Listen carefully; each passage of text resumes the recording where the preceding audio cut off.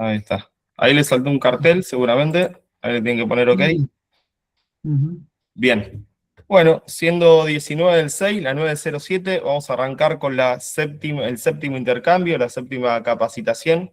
Hoy lo tenemos a Fernando Revelo, un gran referente para nosotros, una persona que nos ha enseñado mucho sobre climas semiáridos y cómo llevar estos sistemas de agrofloresta, lo que nosotros, bueno, denominamos en español como agromonte.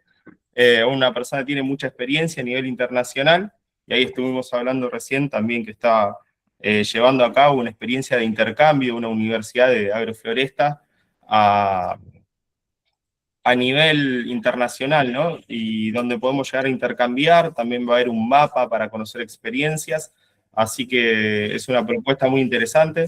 También está la propuesta de que Fernando venga a fin de año, en noviembre, para el Chaco, a conocer un poco nuestro ambiente, a poder asesorarnos, a darnos algunas ideas. Así que bueno, somos todo oídos, Fernando, te escuchamos Sí. en tu charla. Así que bueno, muchísimas gracias. Muchas gracias, Mauro, por esta invitación. Voy a hablar así, no hablo perfectamente español, pero si ustedes no me entienden, después pueden preguntar. eh, que no, donde vivo no es un clima árido o semiárido, está caminando para ser semiárido, creo, mas ahora no es, ¿no? Es un clima que a lluvia son 1000 milímetros, pero hasta 2007 llovía casi 2000 milímetros por año, 1965 milímetros, la media anual de los últimos 30 años, hasta 2007. Llegué en este lugar en 2005, pero ahí después las lluvias empezaron a reducir, reducir, reducir. En 2010 llovió 699 milímetros, casi como el semiárido de Brasil. En 2014, 15, 16 llovió 800, 900 milímetros. En 2017 tuvimos un incendio forestal que fue así terrible, que fue hasta hoy. Los bosques no se recuperaron, las matas riparias se destruyeron, muchas matas, muchos bosques fueron destruidos, así que necesitamos, creo que, más de 1000 años para recuperar lo que fue destruido por este incendio en 2017. Los Fernando, agricultores, Fernando, sí, disculpa, ahí no estás o sea, está la presentación, pero no pusiste para presentar. Tendrías que voy poner por en ahí. la parte de abajo, ahí es. Así está, Ah, ahí se salió. ¿no? Se salió el compartido. Vamos a tener que Un compartir de minutito, vuelta. deixa eu ver. Espera un poco. Aquí.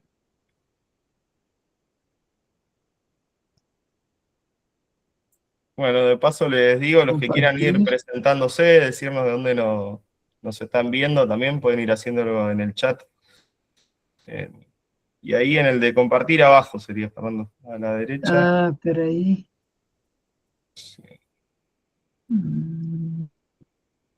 Deixa eu ver. Peraí.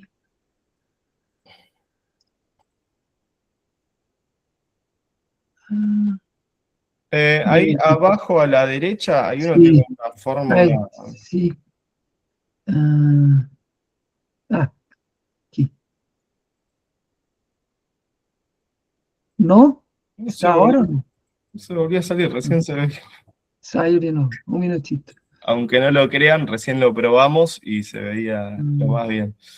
Eh, bueno, igual voy adelantando entonces que todas estas intercambios se están grabando en YouTube. Ahí se ve perfectamente, Fernando. ¿Está? Sí, Ok. ahí se ve perfectamente. Entonces, en todo el mundo que está pasando con el cambio climático, que las lluvias están así se reduciendo mucho. En mi lugar hoy, las lluvias son 800, 900 milímetros. Por ejemplo, en Irán, las plantaciones de pistacho, muchas personas abandonaron porque no es más posible, entregaron la tierra para los sin tierra, después los sin tierra también salieron porque no había más lluvia, cero. En Australia hay lugares que 4 años no hay más lluvia. Entonces, este trabajo, este aquí es mapa de Arabia Saudita, un trabajo que Ernst empezó algunos años atrás, mas não foi adelante, não por causa da tecnologia, não, mas por questões administrativas da própria Arábia Saudita, que é um completo deserto, assim. Há lugares que chove de 50 a 100 milímetros, que é o deserto mais forte, o norte, centro da Arábia Saudita, pero a parte mais a oeste, assim, há montanhas que já chove 400 milímetros. Na costa do Mar Rojo, Ernest pensou em pensar assim, fazer uma conexão, porque há os mangles, que há uma vegetação, não?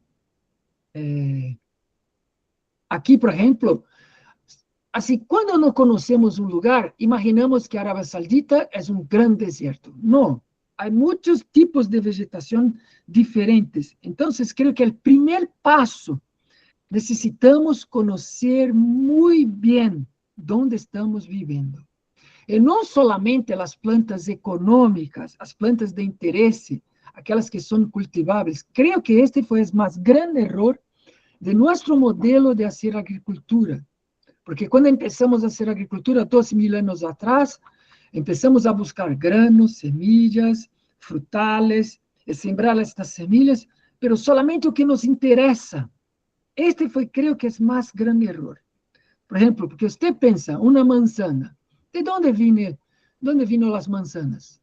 Manzanas, os árboles selvagens são de Cazaquistão. Cazaquistão, há bosques de manzanas, mas não somente manzanas, há manzanas com outros árboles. Mas quando nós começamos a plantar manzanas, olvidamos de saber quem são estes outros árboles que estão vivendo com as manzanas selvagens, né? Com as manzanas del monte. Não, solamente quitamos as semillas del bosque, levamos para casa, sacamos estas semillas e buscamos melhorar, fazer melhoramentos genéticos para hacer produzir mais, para melhorar o sabor, mas olvidamos de saber quem eram os companheiros de las manzanas. Por exemplo, um investigador que já faleceu de Cazaquistão, nos dizia que as manzanas, um árvore de manzana pode viver 350 anos de idade e chegar a 30 metros de altura. Mas em Dinamarca, por exemplo, hoje, as manzanas vivem 10 anos. Se você sembra uma manzana, solamente por 10 anos, depois necessita sembrar. Então, o que hicimos, não creio que foi um melhoramento, assim, não, mas foi um pioramento. Pioramos as condições ambientais, pioramos. Então, o que estamos buscando sempre a melhor semilha. A semilha que vai crescer neste suelo, num pH muito ácido, com poucos nutrientes, assim, com muito glifosato, com muitos pesticidas, mas a ideia de Ernest é o contrário. Não, vamos buscar melhorar o ambiente para as plantas, para que cresçam bem. Esta é a ideia. É buscar o que cresce bem em seu lugar. Este é o ponto clave. Assim. Não vamos sembrar plantas que não crescem bem em nosso lugar. Podemos sembrar plantas exóticas e nativas, mas com este critério fundamental, necessitam crescer bem. Este, por exemplo, é um cauce seco na Arábia Saudita. Então, há plantas que crescem neste lugar. Então, vamos investigar, buscar quais são as plantas. E muitas vezes, este não é um trabalho fácil. Por exemplo, onde vivo, há uma madeira, creo que é a madeira mais dura do Brasil, mais pesada. Se você põe esta madeira na água, ela vai para o fundo, não se queda na superfície, porque é mais densa que concreto. Tem uma densidade maior que da água, que chamamos aroeira, Miracodron urundeúva. Aroeira é nativa de meu lugar, mas não encontro. É muito difícil, solamente plantas pequenas, arbolitos pequenos, porque todo já quitaram todos os árboles viejos. Solamente podemos encontrar aroeira em lugares, em quebradas, assim, muito fundas, que não foi possível sacar a madeira deste buraco, deste lugar, porque é muito difícil trazer, é uma madeira muito pesada. Então, nestes lugares, nestas quebradas, assim, muito fundas, lá é possível, aonde se pode encontrar árvores grandes. Então, este outro princípio, necessitamos saber, necessitamos investigar ¿Cómo eran los bosques donde estamos viviendo? Esto no es tarea fácil. Trabajé 3 años en Rio Grande do Sul, que es ahí, frontera con Argentina. Es un clima temperado, templano. Y por 3 años las personas no entendían cuando hablaba. No, necesitas sembrar árboles. ¿Mas qué árboles? Porque la destrucción no fue en una generación, fueron 2, 3 generaciones el pasado. Entonces, los hijos de los hijos no vieron los bosques. Entonces, el padre, el abuelo no conocieron los bosques. Entonces, ¿qué estas personas de hoy no saben qué eran los bosques en sur de Brasil? Había maderas nobles, maderas excelentes, como imbuia, peroba, mas esto se perdió. Entonces, las personas no conocen hoy, solamente en pocos libros, con pocas personas mayores, se puede saber cómo eran los bosques. Y así, imitar, hacer una copia de los bosques antiguos, es sembrando los árboles comestibles, sembrando los granos, las árboles que son de nuestro interés. Entonces, este es otro punto fundamental. ¿Cómo eran los bosques en un pasado muy distante, muy lejos de hoy? Porque muchas veces los propios indígenas, por ejemplo, en Brasil es común, los indígenas utilizan fuego para hacer sus huertos, para hacer la tala. Y cuando llegaron los portugueses en Brasil, llegaron en São Paulo, atravesaron la cuesta, las sierras, y cuando llegaron más acerca del interior de São Paulo, ya había grandes partes sin bosque, porque los indígenas talaban y quemaban para hacer agricultura. Entonces, esta idea de talar y quemar los bosques es muy vieja, muy vieja. Los indígenas, el ser humano tiene el dominio del fuego. Las estimativas arqueológicas son 200, 400 mil años que dominaron el fuego. Y cuando llegaron los indígenas aquí, en América del Sur, en Brasil, las estimativas son 45 mil años atrás. Llegaron, o sea, ya dominaba el fuego. Entonces, utilizaba el fuego para cazar, utilizaba el fuego para matar animales, utilizaba el fuego y hasta hoy utilizan para hacer agricultura de tumba y quema. Entonces, no es una tarea fácil descubrir cómo eran los bosques. Por ejemplo, en la Península Ibérica, en Portugal, Felipe y Diana, que escribieron este libro, Vida en Sintropía, hicieron aquel documentário, aquela película Vida em Sintropia, estavam falando com as pessoas em Portugal. Não, necessitamos saber como era o bosque aqui na Península Ibérica, não? Porque há robles, há azinheira, há muitos tipos de árvores. Aí as pessoas diziam, não, mas as cabras fazem parte de Portugal. Não, pelo estudo arqueológico, as cabras, os pequenos animais domésticos, chegaram na Península Ibérica 2.300 anos atrás. Entonces, no son animales nativos, pero la cultura actual piensa que las cabras, la península ibérica en Portugal, son nativos. No, no son nativos. Y este es de los más grandes problemas que pasa, por ejemplo, en este proyecto, que sea en Arabia Saudita, que sea en Tunisia, que sea en Egipto, que, por ejemplo, muchos años atrás, una persona llegó y dijo, Ernest, vamos a hacer un trabajo lá en el desierto de Sahara, en Tunisia. Ah, vamos a hacer. Entonces podemos hacer, pensar cómo hacer. Mas, ¿cómo vamos a impedir que el camelo, que los animales coman las plantas? ¿Cómo así es? No, hay que cercar, que hacer una protección.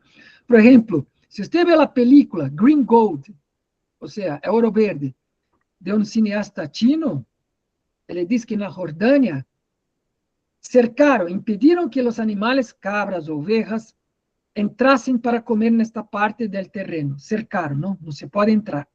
Quando chegaram as chuvas, da estação de chuva, nasceram plantas que os botânicos do país nunca viram, não se conheciam, simplesmente porque cercaram o terreno e impediram que os animais domésticos pastassem neste lugar.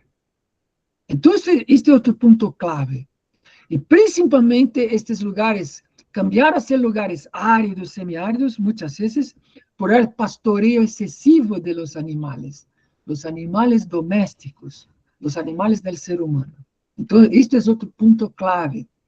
No podemos permitir que los animales van a adentrar en nuestros cultivos, porque estamos recuperando el bosque. Entonces, en Arabia Saudita, están sembrando muchos árboles. Esta es una acacia. Hay muchos tipos de acacia que crecen en este suelo. Entonces, esta es la idea. Buscar por plantas que crecen bien, que sea exótica, que sea nativa, que sea que los botânicos o los ecólogos clasifican como invasoras. Este es otro punto que vamos a discutir más adelante.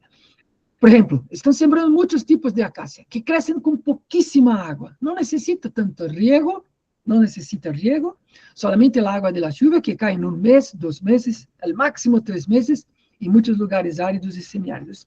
Mas vamos a sembrar en gran densidad, en alta densidad. Por ejemplo, aquí están los mangles, las de, ¿cómo se? La cuesta de Mar Rojo, en Arabia Saudita. Entonces, la primera idea de Ernest fue crear una conexión con esta humedad del mar para dentro, para el interior, se sembrar las plantas que crecen bien y crear una conexión. ¿Por qué? Porque así vamos a crear zonas de baja presión que va a atrapar la humedad, que va a asegurar, buscar la humedad que tiene el mar. Entonces, si creamos un bosque con conexión con el mar, vamos caminando para adentro y trayendo por el aire esta humedad. Esta fue la idea de hacer en Arabia Saudita. Y ahora Ernest está haciendo un trabajo en Egipto, ¿no? Mas esto no fue adelante por no cuestiones técnicas, mas uno de los problemas, los botánicos de Arabia Saudita decían a Ernest, no, esta planta, aquella, no vamos a sembrar porque es invasora. Mas como así? Están trabajando con un desierto y no va a sembrar. Este es un punto que mesmo en una condición extrema como esta, que es un desierto, los botánicos estaban con miedo de sembrar plantas que son clasificadas como invasoras. Y esto es una gran dificultad, por ejemplo, cuando usted habla con un campesino, cuando usted habla con un que sea agrobusiness, con agronegocio, agrobusiness, con larga escala, con pequeña escala, con campesinos, con indígenas, muchos por toda la vida hicieron monocultivos. Entonces, en su mente no hay la idea de policultivo. Entonces, cuando usted mezcla las plantas, hace un consorcio, un gremio, coloca las plantas juntas, hay una cosa que llamamos de propiedad emergente, o sea, una cosa que surge después que usted combinó las plantas. Antes no es posible, porque antes só había monocultivo. Entonces, por eso que es fundamental construir vitrines, showcase, vitrines para que las personas que la vida entera trabajaron con monocultivo pueden ver el efecto cuando se mezclan las plantas. Por ejemplo, en la cuesta hay muchas plantas halófitas que son amigas de agua salada, ¿no? Que crecen en salina, plantas que gustan de ambiente salino. Y hay muchas plantas, son plantas nativas aquí. Entonces, en la cuesta, vamos a buscar por estas plantas, plantas que saben crecer en un suelo salado, ¿no? Hay aquí, hay una lista grande aquí de tierra salina costera, marisma interior, que son marismas interiores salados también. Entonces, hay muchas plantas que podemos combinar para hacer este paso, ¿no? Dar esses primeiros passos para criar matéria orgânica neste lugar. Porque a matéria orgânica é como uma panacea, é a cura de muitas enfermidades em el suelo, de muitos problemas em el suelo, seja metais tóxicos, problemas com água salada, com salinidade. As plantas são a clave.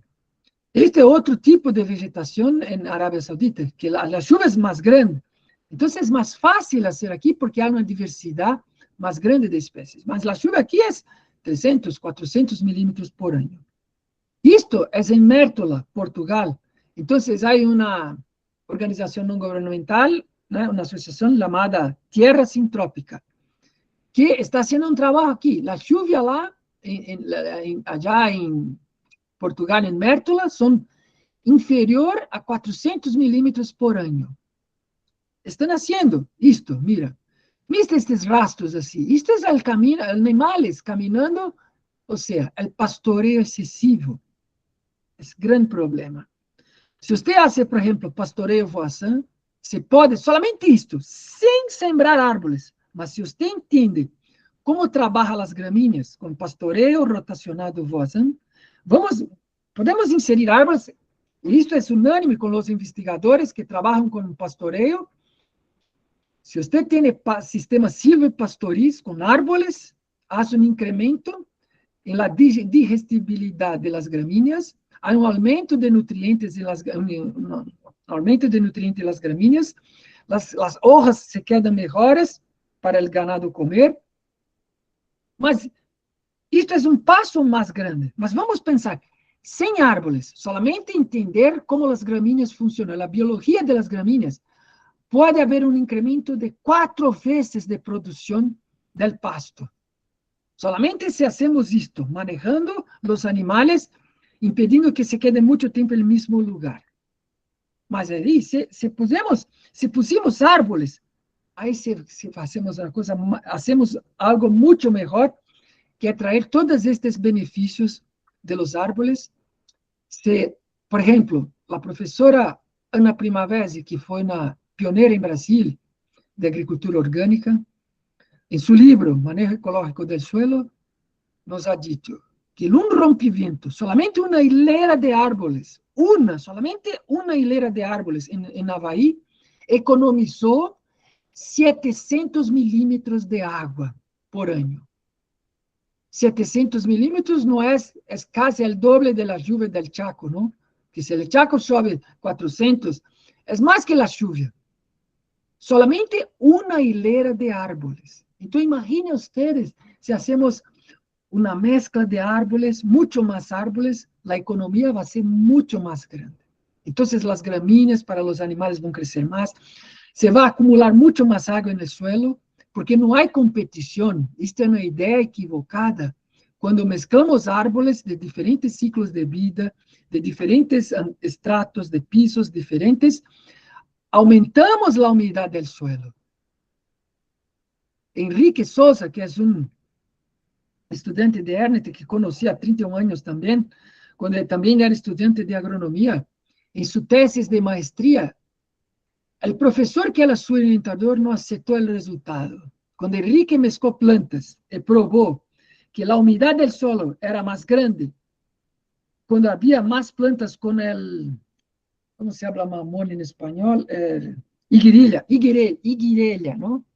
Higuerilla, porque é um monocultivo comum em Bahia, em semiárido de Bahia. O professor não aceitou os resultados. Enrique repetiu as medições, o professor não aceitou. Então, Enrique decidiu interromper a maestria, porque o professor não aceitava, seu orientador não aceitava a realidade. Mezclando as plantas de forma correta, aumenta a umidade do suelo. Isto é em Mértola, Portugal, as chuvas mais baixas que 400 milímetros. Esta primeira parte, ustedes ven de pópulos, é com riego, mas a segunda parte, que vemos este bosque ao fundo, não é com riego, é um bosque natural. Então, que são estes árvores? Praticamente uma espécie, mas estão crescendo sem riego. Então, esta é uma espécie clave que devemos sembrar. E assim, aquele frutal que dependia de riego em monocultivo, como aqui, por exemplo, isto é a almendra. Isto é em Portugal. Isto depende 100% de riego. Mas se decidimos sembrar almendra neste outro sistema, assim, vai depender muito menos de riego. Porque agora há propriedades emergentes que surgem, que não havia neste caso. Mira isto. Oliva, não? Aceitonas cultivadas em grande escala com riego. Mas oliva cresce muito bem com pouca chuva. ¿Por qué estamos haciendo? Suelo desnudo, riego y solamente oliva.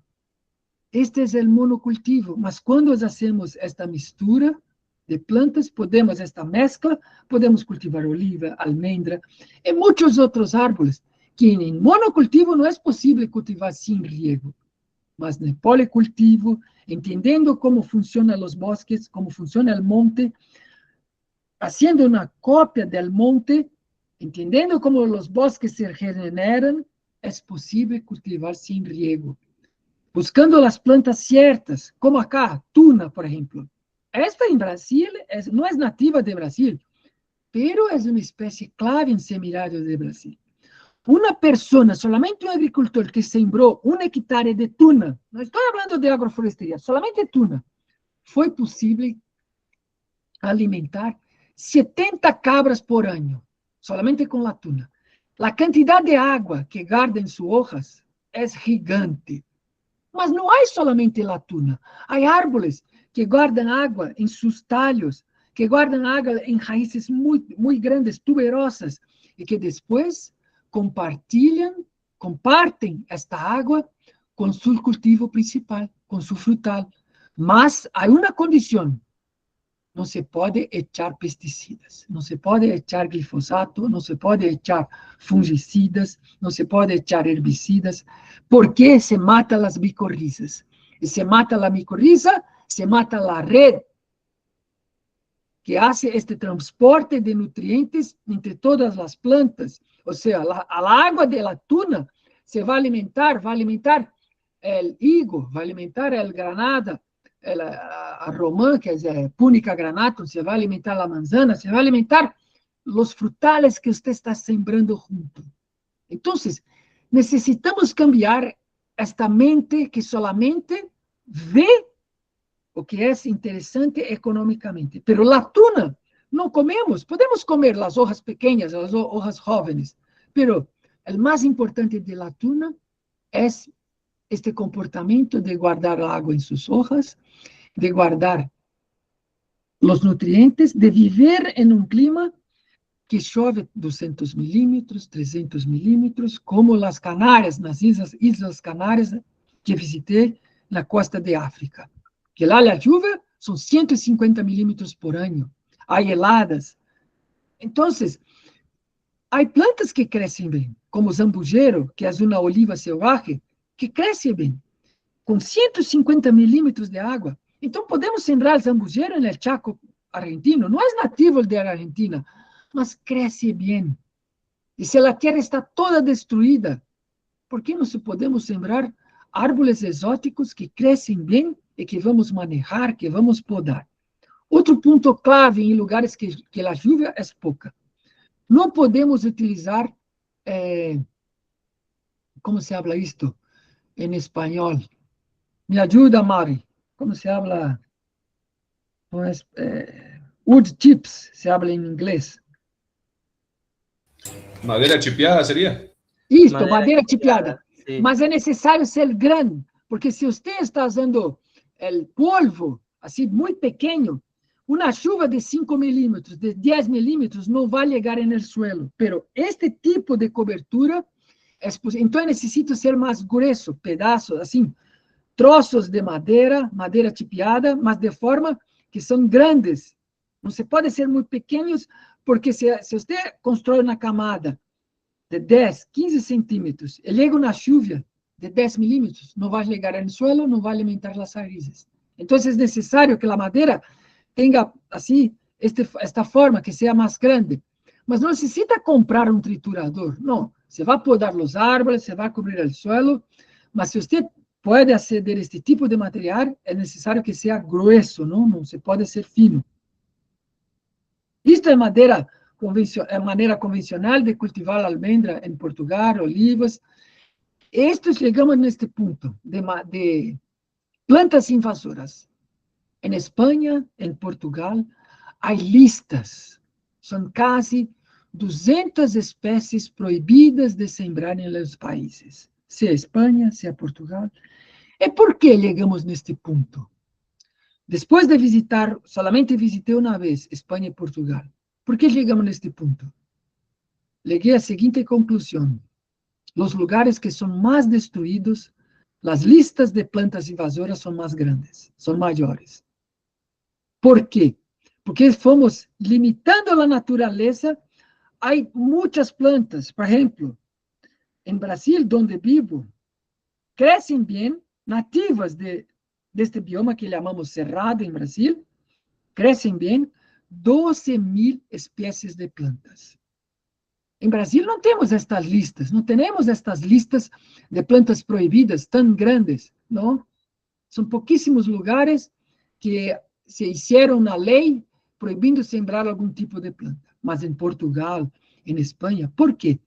Porque estos países están al borde del colapso, están con una desertificación muy fuerte, porque son miles y miles de años de destrucción del monte, los bosques, el del suelo. Porque si destruimos el monte, estamos destruyendo también el suelo. Entonces, lá, por ejemplo, tuna es prohibido. En Canarias hay varias especies de tuna, agave, muchas especies que es prohibido. ¿Por qué? Porque crecen bien. Entonces, si crecen bien, ¿por qué no podemos utilizar estas plantas, sembrar en gran cantidad, manejar, cubrir el suelo, hacer raíces, criar matéria orgânica, criar resiliência? É isto que necessitamos criar no Chaco de Argentina. Como vamos criar esta resiliência? O que significa esta palavra resiliência? Resiliência é a capacidade de resistir a perturbação, a capacidade de suportar extremos climáticos. O que estamos vivendo, muita chuva, pouca chuva, calor extremo, frio extremo. Então, se criamos uma quantidade de matéria orgânica, se criamos uma microvida em suelo, fuerte em hongos, necessitamos hongos. Isto é o mais clave. Tuna não forma hongos, não, mas tuna cria raízes, tuna cria uma cobertura no suelo. E depois vamos ao segundo passo. Se sembramos a tuna em grande quantidade, sembramos árvores que crescem bem. E criamos esta camada de matéria orgânica, criamos a microvida. O segundo passo, cortamos a tuna, cortamos estes árvores, e agora criamos um lugar para sembrar os árvores cultiváveis, frutales, que crescem bem com este clima de Argentina, com este clima del Chaco. Mas utilizamos estas plantas, são um ponte assim, são um ponte para atravessar. Imagina que estamos deste lado do arroio, o lado que está um deserto, tudo destruído. E do outro lado deste rio, são sistemas de abundância. Então, nosso barco são estas plantas. Para cruzar, para atravessar este rio, necessitamos de plantas que crescem forte, que são valentes, não são agressivas. Há seres humanos agressivos, mas plantas não são agressivas, são valentes, crescem bem. E depois que atravessamos, necessitamos mais delas. Ah, não, mas isto você vai ser invasora. E por que se convierte numa invasora? Há um segundo ponto. Se você visita Portugal e Espanha, não há mais pessoas vivendo nas zonas rurais. Abandonar o campo.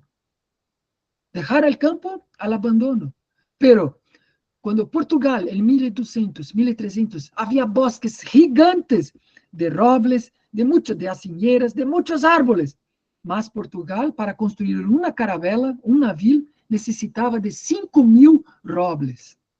Então, em 2200, 2300, 2500, em cada campanha que haciam, foram para a Índia, foram para a África, vieram para as Américas. São 800 caravelas, 300 caravelas, 500 navios. Cada navio necessitava de 5.000 robles, de 3.000 a 5.000 robles para ser construído. Destruíram e que puseram no lugar? Pino. Então, há pineros selvagens, pino selvagem, sembraram solamente isto. Então, é uma crise muito grande. Não há mais pessoas para trabalhar, para fazer a restauração. Não há pessoas, então vivem na cidade. Em 2007, foi um ano clave. Em 2007, o que passou? Foi quando a população humana do mundo, 51%, passaram a viver em zonas urbanas, não mais em zonas rurais. Então, a população mundial hoje, 51% vive, mais que 50%, porque foi em 2007 que se ha hecho este cambio, que 51% da população humana do mundo, somos hoje 8 bilhões de pessoas, passaram a viver em cidades, em zonas urbanas. Então, se abandonamos estes campos destruídos, completamente desertos, sea en Estados Unidos, sea en todos los lugares del mundo, convertimos todo en desiertos, ¿qué la naturaleza va a hacer? ¿Qué tiene en sus manos? Ah, tengo tuna, tengo leucena, tengo eucalipto, tengo botón de oro, tengo agave, tengo muchas plantas que solamente sobraron las más valientes. Y ahora miramos con estos ojos de la destrucción. Ah, no, esto es una planta invasora. No, esto tiene que eliminar. No, esto es un punte. Esto será nuestro punto para construir, para atravesar el desierto, para llegar en sistemas de abundancia. Y necesitamos no de drones, necesitamos de manos humanas, de nuestras manos para hacer este trabajo. Porque podemos sembrar semillas utilizando drones, mas ¿quién va a manejar? ¿Robots? ¿Vamos ahora a llevar robots? No, necesitamos reencantar los niños de las escuelas, porque si no conocen la vegetación, porque recibí esta semana acá en nuestra finca, muchas crianças, adolescentes, jovens de 12 años, 14 años, 15 años, de una ciudad de Brasil. No saben utilizar una herramienta. Muchas veces, así, distribuir semillas, hay una hoja, esto a necesitar, no, esto es una hoja, hijo, esto no se planta. Plantamos semillas, no plantamos hojas. Entonces, estamos con una desconexión muy fuerte de la vida. Necesitamos aterrar, necesitamos volver a nuestro... Entonces, isso é um trabalho de dia a dia, não pode ser uma disciplina na escola, um dia por mês, não, todos os dias. Como funciona a vida neste planeta? Vamos sembrar, vamos comer o que sembramos. Assim não vai haver mais plantas invasoras, não, são plantas valientes que estão fazendo o trabalho que nós olvidamos, que nós abandonamos. Isto é clave. Por exemplo, isto é que sobrou em Portugal, bosques de pino, que depois, pinos selvagens, chamam lá, que depois de 40 anos se vende a madeira e se siembra pino novamente. Mas há muitas plantas que crescem nestes pinos, que crescem nesse subbosque. Por exemplo, esta, me olvidei do nome. Ah, não, isto é uma planta invasora, é classificada como invasora em Portugal, é proibido plantar. Mas mira, crescendo de onde quitamos os pinos para vender, então isso se quitamos, acumulamos uma camada e podemos sembrar o roble, pópulos, la vinha, la parreira, manzana, podemos sembrar muito. Isto é 100% arena, este suelo. Então, temos que trabalhar com estas plantas. Isto é um frutal, isto é uma foto de Canárias, as islas espanholas na costa da África, proibido sembrar, mas este fruto se come. Mira esta casi não tem espinas. Isto nós podemos comer, as cabras comem, o ganado come, e resiste com 150 milímetros de chuva por ano. Há muitas espécies, esta é maravilhosa, esta espécie é muito hermosa, casi não tem espinas. Então, se pode alimentar ganado, se pode comer as hojas jóvenes, nós outros seres humanos, se pode comer os frutales, que é delicioso. Isto com 150 milímetros de chuva. Mas esta pode criar nossos árvores, sembrar ela. Isto é uma caixa de água. Isto guarda água em seu corpo. Isto são as Ilhas Canárias, que foram, no passado, uma isla florestal. Foi uma isla com muito monte. Dizem, os espanhóis me han dicho, que há escritos assim, não, fulano, esta pessoa vendeu 5.000 árboles para o vizinho, esta outra pessoa comprou tantos mil árboles, havia um bosque nestas ilhas que se quitou, se destruiu e agora é um deserto. Então, as islas construem seus próprios nuvens, construem seu clima, e se converteram agora com floresta, com bosques, chamavam a umidade. Agora, com terrenos assim, solamente pasto, irradiam muito calor. Irradiam calor. Então, não é possível segurar a umidade. Então, necessitamos de plantas para construir estes bosques novamente. Isto é um fragmento que visitei em Ilhas Canárias. Mira, árboles mortos. Este é um fragmento muito maltratado. E quando visitamos este fragmento, nos disseram, os amigos espanhóis, não, Fernando, não se pode cosejar semillas. Mas como não? Necesitamos cosechar semillas para recuperar el bosque en otros lugares. Esta es la apariencia del bosque que visitamos. Árboles viejos, árboles muertos, en pequeños fragmentos que sobrevivieron después de muchos y muchos años de destrucción. Entonces, esto que hablé cuando empezamos, necesitamos descubrir, investigar cómo fueron los bosques originales donde estamos viviendo, que había mucho más árboles. Esto es una planta clave que no sé si ustedes tienen en Chaco, argentino, mas creo que necesitamos testar. Sembré en mi lugar y no fue bien, perdí las semillas porque no crecieron bien, mas tagazaste. Camecitos prolíferos. El ganado come, las cabras comen, las ovejas comen, las gallinas comen. Es una leguminosa que crece con 150 milímetros de lluvia, que es la lluvia de las Canarias, con 200 milímetros. El Chaco argentino son 400 milímetros. Esto es una planta clave, no es nativa del Chaco, mas esto es clave, alimenta a los animales, fija nitrógeno en el suelo, podemos podar y alimentar nuestros cultivos, es una planta clave. Entonces necesitamos testar se va a crecer bien, porque soporta heladas, temperaturas abajo de 6 grados abajo de 0, soporta, crece bien, y crece con poca lluvia en lugares secos. Es clave para el Chaco. Si ustedes tienen heladas y tienen lluvias de 400 milímetros, esta planta necesitamos testar. Entonces, estas leyes en Portugal, só pasar muy rápido, son leyes que prohíben el cultivo de plantas, ¿no?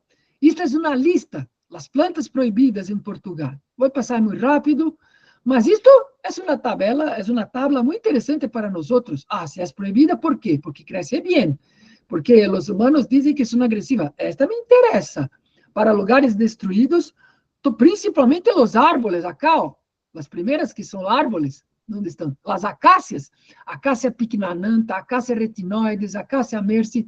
No voy a utilizar una acacia carro, que tiene muchas espinas, mas una acacia sin espinas voy a utilizar. Esto me interesa, porque vou manejar. Não se vai convertir em plaga, não se vai convertir em invasora. Não, vou sembrar em grande quantidade, porque os botânicos já ensinam esta tabla para nós, agroforesteiros, são muito úteis, porque são plantas que crescem bem em lugares degradados. Então, são muitas. Vou passar rápido. E aí, esta é arándano, ¿no? Que se habla em espanhol, arándano. Em meu lugar aqui, na cerca de minha região, em Brasília, capital de Brasil, há projetos com arándanos. Mas como se cultiva estes arándanos acá em Brasil? Se cultiva assim, que é um completo absurdo. Se cultiva em bolsas de plástico com paja de arroz e se fertiliza hidroponicamente com fertilizantes 3 vezes ao dia, 365 dias por ano. Isso é como um paciente em la UCI de um hospital. E quando você come um arándano deste, não tem sabor. Não medir el BRICS. Vai medir um dia el BRICS. É completamente diferente del arándano, del Canadá, del Chile, que crecen con el frío, o creo que en el Chaco va a crecer bien. Le gusta suelos ácidos, le gusta el frío, mas acá están sembrando así. ¿Y este es el futuro? No, creo que esto no es el futuro. Con gran cantidad de petróleo, petroquímicos, estas bolsas plásticas, estos tubos, tubería toda, esto no es el futuro. Esto no es agricultura. Esto es un investimento financiero y punto. No es agricultura. Entonces, un otro ejemplo. Voy a pasar muy rápido. Albuquerque. 1.600 metros de altitud. ¿Cuánto es la lluvia? 240 milímetros. Hay nieve en Albuquerque, Nuevo México. Nuevo México, Estados Unidos. 1.600 metros. No son condiciones favorables para muchas plantas, pero hay muchas plantas que crecen bien en Albuquerque. Mira, son plantas que crecen bien. Creo que esto es una... alfarroba. Crece prosopis, que es nativo ahí, que es nativo ahí en Argentina. Crece bien.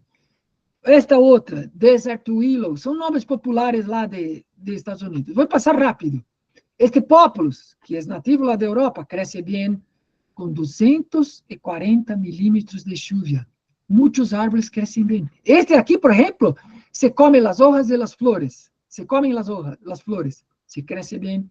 Aquí hay muchas hierbas que usted só necesita cosechar, no necesita sembrar, porque crecen con 240, cuando empiezan las lluvias, todos son hierbas que crecen bien. Entonces son, que llamamos en Brasil, plantas comestibles no convencionales. ¿Por qué no convencionales? ¿Por qué no se siembran estas plantas? Son plantas nativas que crecen bien, o exóticas que crecen bien con poca lluvia. Hay muchas en Albuquerque. 1.600 metros de altitud, 240, y hay otro agravante, una cosa seria en Albuquerque, pH del suelo muchas veces es 7, 8.5, o sea, son muy alcalinos, mas si incrementamos con materia orgánica, se cambia todo. Materia orgánica es la cura universal para todos los males del suelo. Si es ácido, se convierte más alcalino. Si es alcalino, se convierte en más ácido. Si es arenoso, se convierte más en arciloso. Arciloso no que la arena se cambie a arcila, no. La materia orgánica da a impresión que usted ha echado arcila en este suelo. Si el suelo es muy arciloso, traemos materia orgánica, aflojamos el suelo, parece un suelo más arenoso. Entonces, materia orgánica es todo. Entonces, por eso que sembramos en gran cantidad las hierbas, los árboles y manejamos. Entonces, estos son otros árboles, muchos tipos de árboles que crecen bien sin riego en Albuquerque. Son árboles, árboles, árboles. Este se come, es un piñero, un pino, piñón, que se llama lá, que se come. Los frutos de este piñón se come. Es una gimnosperma. Aquí, cedro rojo. Estos son árboles que crecen desde... Mira, estos son imágenes de Albuquerque. Y ahí, digamos, ¿qué crecen los frutos que crecen bien? Pomegranate, esto está en inglés, uva, manzana, pera, arándano, piñón, durazno, oliva, pecan, caqui, diósperos, tudo esto crece bien. Mas as pessoas vão dizer, necessita riego. Sim, em monocultivo, como as almendras de Portugal, necessitam riego. Mas se você constrói um sistema multi-estratificado, biodiverso, esse poda drástico, em alta densidade de árvores, alta densidade de plantas, não necessita riego. Porque o clima é bueno para estas plantas, são plantas de clima frio, mas necessitamos criar as condições no suelo para isto. Agora, as hierbas medicinales como lavanda, romero, salvia blanca, ruda, té de Novo México, são todas plantas medicinales que crescem bem e podem ser um ahorro para o campesino, se pode produzir, se pode vender. São plantas que crescem bem com pouca água. Outros árvores nativos de Albuquerque, as iucas, são estas árvores, crescem despacio, mas crescem sem riego. As cactáceas, como falei em Brasil, como falei lá em Canárias, são clave para estes climas secos. Em Albuquerque, são 1.600 metros, há neve, a temperatura muitas vezes é abaixo de zero em dezembro, e são plantas que crescem bem em Albuquerque. Todos os tipos de cactáceas que você imagina. Mas, Fernando, como vamos sembrar? Não, vamos buscar fazer um desenho que vamos sembrar as cactáceas, assim, a cerca, vamos sembrar os árboles. Necessitamos pensar juntos para fazer um desenho que podemos cobrir o suelo com estas plantas. Mas são muitos com muitas espinas. Vamos nos proteger, vamos usar guantes, vamos usar proteções. Em Semeral de Brasil, há muitas espinas também. Os vaqueiros, as pessoas que trabalham com ganado, utilizam uma roupa de cuero, todo protegido, as mãos, o pecho, as pernas, os braços, o sombrero, todos protegidos para buscar o ganado no campo, porque há muitas plantas de espino, muitos árboles com espinos. Então, há solução para tudo quando utilizamos a cabeça. Estos são cactáceas nativas de Albuquerque, pero em Argentina, el Chaco, deve haver muitas plantas. Há outro princípio. Há tesouros em toda parte. Estes são tesouros de Albuquerque. Não tenho dúvidas que há tesouros no Chaco argentino. Necessitamos cambiar as gafas para ver estes tesouros com novos olhos. Porque não tenho dúvidas, há tesouros no Chaco argentino. O que estou mostrando em exemplos de plantas que crescem bem no deserto de Albuquerque. El Chaco no es un desierto, mas va a cambiar para desierto si no hacemos esto. Muchos tipos de cactus. Este es increíble. Esto para mí es una caja de agua. Mira el tamaño de este cactus. Es una caja de agua. Es perfecto. Si usted tiene 10, 20, 50, 100 de estos por hectárea, con sus duraznos, con sus peras, con sus manzanas, cuando llega a la estación de sequía, toda la agua que está dentro de este cactus, por medio de las micorrizas, por medio de hongos del suelo, se va a compartir esta agua con sus manzanas, con sus arándanos, con sus frambuesas, con todas las frutas que crecen bien en este clima de Argentina. Ah, mas si este crece despacio, mas se su abuelo plantasse, se tu padre, se nosotros plantase, então nuestros nietos, bisnetos, vão ter uma abundância increíble. Las agaves son otras claves. Aquí utilizo mucho Fucsia fétida, que crece bien, crece muy bien. Entonces, hay muchos ejemplos, voy a pasar rápido. Otra cosa que necesitamos hacer, utilizar la internet, este trabajo magnífico que hace a Fundación Gran Chaco, esta inclusión digital. Mas vamos usar la internet para nos ayudar, por ejemplo. Entonces, vamos pedir la inteligencia artificial. ¿Cuáles son las plantas de otros países? ¿Cuáles son los países que tienen un clima? Usted tiene que decir, el Chaco tiene tantos milímetros de lluvia, la estación es así, la sequía dura tanto tiempo, los solos son así, el pH es así, toda la descripción más completa posible. Y preguntar así, ¿cuáles son otros lugares del mundo que tienen estas características climáticas? Aí usted va a investigar, nestes lugares nuevos, ¿cuáles son las plantas que crecen bien? Para nosotros, traer estas plantas y testar en nuestro lugar.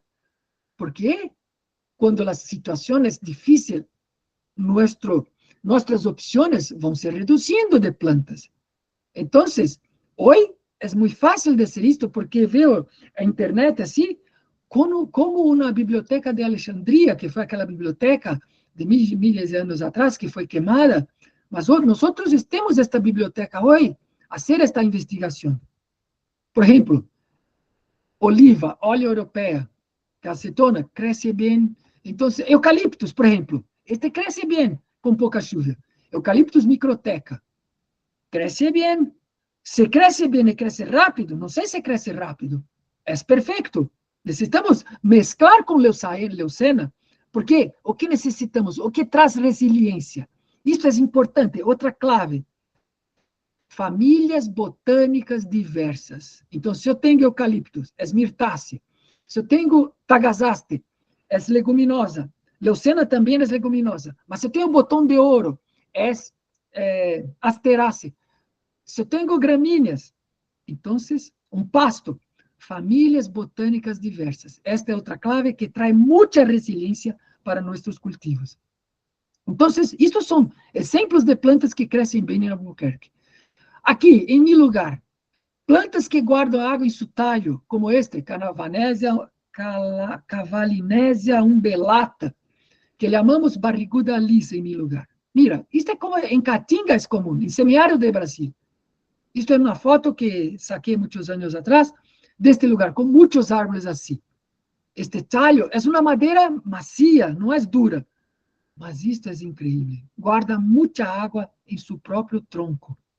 Isto temos, é um emergente. Não vai crescer na Argentina, mas buscamos outros árvores que guardam água em seu talho, como ceiba, como corízia especiosa, porque aí no sul do Brasil é uma paineira que também tem este efeito. Não sei se resiste a heladas, mas há que fazer esta investigação, buscar por plantas que guardam água em seu corpo, que guardam água em suas raízes, que é clave para quando chega a estação de sequia. Esta é em semiárido de Brasil. Esta planta é a veloz, esta aqui que parece uma parede, não? A veloz, é uma forbiácea. Para manejar esta planta necessita de gafas, proteção, de guantes, todo, porque sua savia é cáustica. Se cai pouquinho em sua piel, já queima, mas vira. Isto é uma parede. As cabras comem a veloz. Esta é uma forbiácea que Jurandir, que é um amigo de semiárido, planta muito como rompimiento, e a seu lado está a FIC, sisal, que chamamos em Brasil, para utilizar a fibra, cresce, se planta isto, não na chuva, 2 meses antes de começar a chuva, se plantam os hijos, que são estes aqui, que estão em esta floração, tem pequenos bulbillos, que são hijos, que se sembra estes hijos, se utiliza a fibra, as cabras comem os hijos, os pequenos hijos que produzem aqui nesta rama, as abejas utilizam o néctar. Então, é uma planta que tem muitas utilidades no semiárido do Brasil. Então, aqui, Jurandi, depois que saca a fibra, que quita a fibra deste árvore, desta agave, se acha uma silagem, e as cabras comem isto, solamente abre aqui, e as cabras comem toda esta massa que sai da extração da fibra. Outra utilização, e também esta aqui, este palo, se utiliza para hacer construcción, para hacer cercamiento de las cabras, para hacer techo. Hay muchas utilidades. Entonces, necesitamos de este saber, el saber de los indígenas, el saber tradicional, el clave para hacer sistemas complejos, para tener una gran diversidad de producción. Aquí están las cabras, aquí está la producción de miel con abejas. Mandacaru, que é outra cactácea. Então, aqui, por exemplo, esta maniçoba é uma euforbiácea. Estas ramas que estão vendo sobre o suelo, isto é na estação de sequia. Se tritura estas ramas e se alimenta as cabras com isto. Tem muita proteína. Então, isto é uma maneira de guardar o alimento no campo, não necessita de um depósito, não. O alimento das cabras está no campo, semiárido de Brasil. Em 2024, a chuva foi 245 milímetros, 236 milímetros em 2024. Muito pouca chuva. Mas, Jurandi, suas cabras não passaram, não havia hambre. Havia muita comida, porque se comia isto, se comia as hojas de la tuna, se comia todo este triturado, havia muita comida. E não somente isto, necessitamos fazer agroforesteria, mas necessitamos buscar também estratégias para conservar a água, para não deixar que a água se escorra, se saia do ambiente. Isto é uma parede de rocas para segurar a água e forçar, fazer com que a água se infiltre no suelo. Há muitos modelos em semiárido de Brasil. Estas paredes são cauces secos de arroios intermitentes, que só correm água, que só essa água passa na época de chuva. Assim, estas paredes se impede que a água se vá muito rápido, a água se infiltra, é possível cosechar, cultivar diversos tipos de frutales que crescem bem. Isto estamos fazendo, por exemplo, um agricultor está utilizando este trator para fazer o que chamamos em Brasil uma cisterna profunda, sim. Por quê? A superfície de transpiração, de evapotranspiração, de evaporação é pequena, é muito fundo, então se perde pouca água. Então, se carrega a água que chega para guardar nestas bacias, nestas cuencas, como esta, assim. Um amigo, um agricultor que visitei em 92, se utilizou 3 martilhos e 6 cinceles para hacer em la piedra, hacer uma cisterna de 5 metros de profundidade, porque em semiárido, a água dá ao agricultor liberdade, não necessita pedir água para um vecino. Então, é fundamental. Utilizam esta água para beber, utilizam esta água para alimentar os animais. E no Brasil, isto é outro tipo de cuencas que se fazem, de microcuencas, assim, microacumulação de água. Isto é um programa do governo brasileiro, uma captação de água para alimentar os animais. Então, são 400 milímetros de chuva, são 15 metros por 15 metros. Aqui, abaixo, não tenho a foto, há um reservatório dentro do suelo de cimento para guardar toda esta água e alimentar os animais durante a sequia. Esta é para alimentação humana, esta é para os animais, e esta, a chuva do techo, se guarda nestas cisternas hechas com placas de cimento para as pessoas beber. Jurandi, este meu amigo, não tem um agujero para sacar água do suelo, não, solamente bebe água assim da chuva. Isto é Golden Desert em Índia. Vocês necessitam ver esta película. Golden Desert, tal de X, tal de Tok. Isto são construções de 400 anos de idade que se guarda água. Nesta construção se guarda 22 millones de litros de agua, porque la lluvia acá son 160 milímetros de lluvia. Y hay canales que traen toda la agua para este lugar y la agua está guardada aquí dentro. Este otro modelo de se guardar agua en Golden Desert, un lugar de placer, para tomar una ducha, que es increíble. Esto fue construido no siglo XI. Entonces, esto es fundamental. Estos son princípios que eles têm, mas podemos aprofundar isto muito mais quando chegar o Chaco, em novembro. Prejuízo zero. Não temos prejuízo contra as plantas. Não há plantas agressivas, não há plantas invasoras, porque nós estamos vivendo no campo. Não somos pessoas que abandonamos o campo, somos pessoas que estamos vivendo junto com a natureza, que estamos manejando. 2, suelo sempre coberto. 3, hay tesouros por todas partes. Investigar como era o bosque original de tu lugar. 5, planta lo que crezca bien en ese lugar. 6, busca especies de otras regiones que tengan condiciones bioclimáticas similares. 7, siembra alta densidad, cultivos intercalados, respetando estratificación, sucesión natural, plantas que toleran la poda. 8, investigar tecnologías para la conservación de la agua. Creo que era esto que quería presentar para ustedes. Bueno, Fernando, la verdad que espectacular, estoy sorprendidísimo con la cantidad de cosas que aprendí. Anoté como 3 páginas de cuestiones. También te comento que en el chat hubo bastantes preguntas. Yo ahora te voy a pasar alguna devolución de esas preguntas resumidas y también algunas preguntas mías. Y después sí vamos a dejar como abierto a que la gente, si quiere hablar o si quiere ir consultando. Bueno, a ver, algunas de las cosas que anoté. Primero, antes de la charla ya veníamos hablando del tema del cambio climático, ¿no? Cómo fue cambiando el clima en las distintas regiones. Y bueno, no, el Chaco no está exento de eso también. Y tenemos que hacer una agricultura que se pueda adaptar a estas nuevas situaciones climáticas.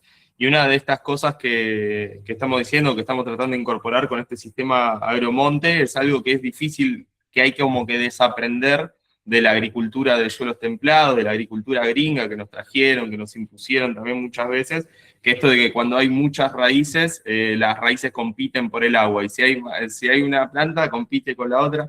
No, hay una cierta reciprocidad, las plantas comparten el agua, mantienen la humedad, generan sistema de micorriza, aumentan la fertilidad del suelo a través del sistema de exudados de polisacáridos. De eso hay mucho. Los últimos 10 años se hicieron muchos papers, se investigó mucho sobre esto, hay mucha información académica muy buena de esto. Y también hay otra cosa que sucede mucho acá en el Chaco, que es el miedo a la tuna, el miedo a los cactus. ¿Por qué? El cactus está muy asociado a los ambientes de plazuelas, a los suelos duros, salitrosos, y donde vos ves que hay cactus, en general no hay mucho alrededor, porque son bastante pioneros en la regeneración de esos suelos, ¿no? Y son los que empiezan el proceso de sucesión. Entonces, también nos cuesta un poco esto de cambiar este chip, de que si hay una tuna, al lado puede haber un cítrico, puede haber un frutal y puede crecer pasto al lado de una tuna. Pero sin embargo, de a poco la gente la va incorporando. La que anda mejor acá es una variedad que se llama italiana anaranjada, capaz que la conoces, que da una fruta bastante linda y que no tiene nada de espinas, entonces se puede usar para la producción animal también, principalmente en las épocas de sequía. Esto del zambulleiro también que comentabas me interesó mucho, porque como humanidad fuimos a un proceso de mejoramiento de las frutas, de mejoramiento de las plantas, hasta un nivel que estamos metiendo un Fórmula 1 en un camino de tierra, ¿no? O sea, entonces, de repente, claro, hay un pozo y se rompe enseguida. Entonces tenemos que volver un poquito para atrás y ir a un vehículo un poco más rústico, que capaz que dé un poco menos de fruta, una fruta un poco más chica, pero que nos sirva para poder producir en nuestros ambientes y sin que sea tan dependiente de nuestro trabajo, de insumos externos, de seguir, de tener que estar tan atrás de esto para poder producir fruta. Me encantó esto, lo de la materia orgánica también, de que es la cura de todo, digamos que es algo que también siempre siempre estamos tratando de profesar materia orgánica y cobertura de suelo, los dos principios básicos, digamos, para poder producir en cualquier ambiente, tanto, digamos, la materia orgánica que están produciendo las raíces con esta diversidad y densidad de cultivos, como también a través de la poda, la información que queda en el lugar, las hojas que uno va aportando. Y bueno, también anoté un montón de especies como para empezar a buscar. Nosotros hemos probado eucaliptus acá y no funcionó el eucaliptus común, crece muy lento. De hecho, en la provincia de Chaco hay solo 5.000 hectáreas de plantaciones de eucaliptos y la provincia que está al lado, Corrientes, tiene unas 120.000, digamos, o sea, donde el clima es un poco más húmedo. Entonces, en nuestra región mucho no anda, no ha entrado el eucaliptos. Sí usamos en el estrato de eucalipto, la sucesión del eucalipto, algunas otras plantas nativas de acá, que la verdad que andan muy bien y también tienen capacidad maderera. Después, bueno, una pregunta que también, ya pasamos a las preguntas del chat, que te voy resumiendo un poco. Una de las dudas principales que pasaba es esto, siempre que entramos a hablar de agrofloresta, capaz que algunas personas, hablamos esto de traer plantas exóticas, algunas personas tienen este prejuicio con las plantas invasoras, porque ya ha habido malas experiencias. Si podías capaz profundizar un poco ahí, digamos, cómo controlar que, no sé, por lo menos la leucena es una que muchas veces la gente le tiene un miedo bastante grande porque ha colonizado chacras abandonadas o lugares. Bueno, esto de hablar del manejo, ¿no? Hablar un poco más sobre las invasoras. Y después también había otra pregunta un poco más filosófica, digamos, de cómo llevar esto que estamos hablando de la cooperación entre plantas, de la agrofloresta, a también cómo se traduce en la cooperación entre personas, ¿no? Siempre venimos aprendiendo, no, todo compite, eso se lleva a la sociedad, ¿no? Después como... Así que bueno, eso resumidamente un poco todas las preguntas que fui leyendo en el chat, y bueno, espero tu devolución, y después sí, ahí abrimos el micrófono para ver quién quiere hacer consultas. Entonces, Mauri, esta cuestión de plantas invasoras, por ejemplo, en mi lugar, las plantas que son invasoras, vamos decir así, son algunas gramíneas africanas. Por ejemplo, braquiária, decumbens, Minutis minutiflora, que é um pasto africano que chamamos em Brasil capim gordura, tem óleo assim em suas hojas, mas quando se convertem em invasoras? Eu estou a lado de parque nacional, estou cerca de parque nacional de 240.000 hectares de vegetação nativa, não? Então, o que vemos é que estas plantas se convertem em invasoras. Por exemplo, neste meu lugar, vou falar de meu exemplo, por um motivo principal, os incêndios florestais, que a causa principal são seres humanos. A causa principal são seres humanos, por muitos motivos, por muitas motivações, echam fogo em cerrado, para criar ganado, para buscar quartzo, que são cristais de roca, para hacer a agricultura de tomba e queima, para caçar os venados, porque echam fogo en el cerrado, aí se queima la pastizal nativo, depois os venados chegam para comer aquele rebrote, que esse rebrota vigoroso, aí os caçadores estão esperando. São muitas motivações, mas todos, porque por la natureza, estes relâmpagos que se habla assim com a chuva, a área queimada é muito pequena. Trabalhei por 20 anos como guarda-parque, neste Parque Nacional, por 20 anos, e fui responsável por las brigadas de incêndios florestais, os brigadistas, os responsáveis de combater os incêndios. Em nossa experiência, chegou tempo que este é incêndio natural, por causa da chuva, não vamos combater, porque se vai queimar 1 hectare, 2 hectares, 3 hectares, mas os incêndios na estação de seca, que é agosto, setembro, outubro, queima 200.000, 300.000, 500.000 hectares. E depois que se queima, chega o pasto exótico, o pasto africano, porque a gramínea brasileira del cerrado cresce muito despacio, Se você hace um comparativo assim, já fizeram isso em laboratório, depois de 3 meses, o pasto nativo está assim, com 30 centímetros. O pasto africano já está ocupando todo o laboratório. Saiu de sua bolsa e já está ocupando todo. Então, a causa principal são nós outros que causamos isto, a invasão. Então, agora, eu estou trabalhando em solos muito degradados. Empiezo com 2 ppm de fósforo. Não há solamente traços assim de micronutrientes, como zinco, manganês, molibdênio, cobalto, muito pouco, muito baixo. Depois de 10 anos fazendo este trabalho, o que eu utilizei? Utilizei eucalipto, que é exótico, utilizei botão de ouro, que é titônia diversifolia, que é exótico, utilizei, que mais que é exótico? Acácia mangio, utilizei banana, todos são exóticos. Não? Por quê? Plantei também plantas nativas. Guazu mumifolia, que cresce bem, mas cresce a mitad, que cresce no eucalipto. Mas a diversidade é super importante, porque a diversidade traz resiliência. Mas algumas plantas sembram em grande quantidade, como eucalipto, como botão de ouro, para produzir biomassa. Mas cheguei em que ponto? Depois de 10 anos, em uma parcela, empecé com 2 ppm de fósforo. Hoje, há 19 ppm de fósforo. Empecé com 2,5 de matéria orgânica. Hoje, há 9%. 9% é fora da... Os suelos de Ernest, que Ernest é nosso maestro, há 40 anos fazendo, tem 25%. 25%. A relação, não medi a relação ongo-bactéria, mas medimos, um amigo que veio, que trabalhava com Elaine Inger, na Soil Food Web, me visitou uma vez e perguntei a Ernest, depois vou compartilhar com vocês esse trabalho, de volta ao Jardim de Éden, que escreveu Philip Barton. Philip Barton é um microbiólogo que foi fazer esta investigação na finca de Ernest. A relação hongos-bactérias, fazendo 40 anos de agroflorestaria, 16:1. Se você vai na agricultura convencional, aí mediu no vizinho de Ernest, cacau convencional, é vizinho, 0,4:1. 0,4:1. Hongos-bactérias.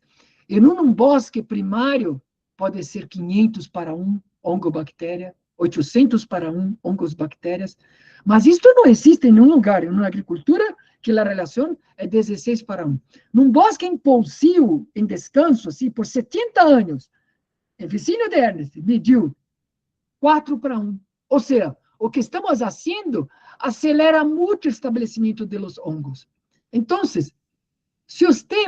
Qual é a única coisa que eu não plantaria, que é muito difícil depois de controlar? Tifton. Pasto estreja. Tifton, que é assim, aquele que sai caminhando por todo lado. Este eu não plantaria. Então, por quê? Este só cresce somente em suelos férteis, muito férteis. O Tifton não cresce em qualquer lugar. Mas, se eu quero sembrar uma planta, vou fazer esta avaliação.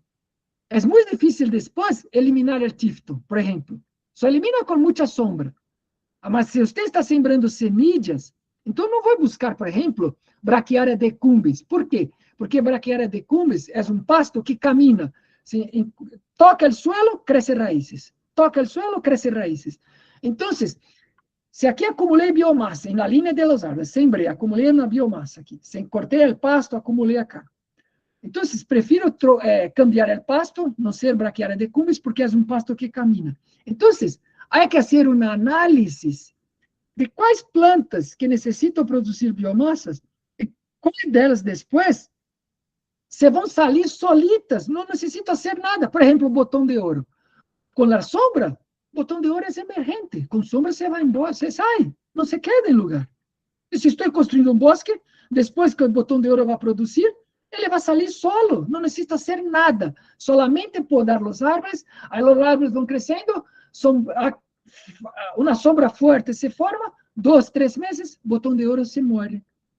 Então, vou avaliar agora a leucena. Leucena não cresce em nenhum lugar, é de solos melhores, mas para uma leucena se converter numa plaga, onde estava você?